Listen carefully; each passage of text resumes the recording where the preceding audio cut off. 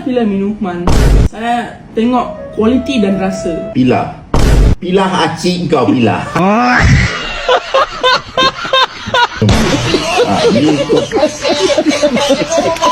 Assalamualaikum semua dan Hamzah Hojij. salam sejahtera. Bukan Hamzah Hojij.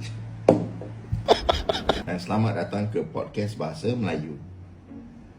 Tangan macam ni, podcast astagfirullah. Selamat datang ke podcast Bahasa Melayu.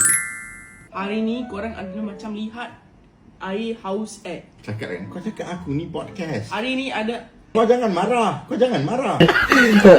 First of all, saya nak mengucap beribuan terima kasih kepada kita punya special guest today, Hamzah Hojij.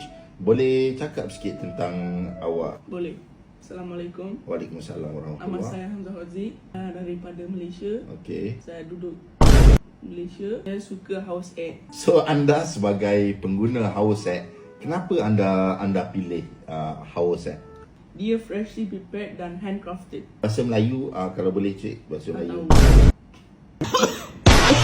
Brewed fresh every morning. Brewed fresh every morning. So setiap pagi dia brewed fresh. Wow. Ya. Bila-bila minuman, saya tengok kualiti dan rasa. Pilah. Pilah acik kau pilah. Kau pilah ke kau pilih minuman? Pilih. Pilih kau. Apa kegemaran flavor kamu? Kegemaran saya teh turik. Teh turik. Teh turik ni, dia rasa paus bila minum-minum. Paus ya. Whale man. Puas. Rasa puas ya, rasa puas.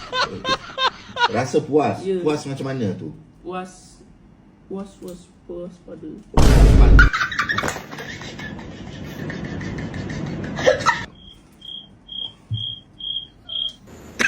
Ni bukan premix, ni bukan 3 in 1. Ada added preservatives ke anything like that? Tak ada.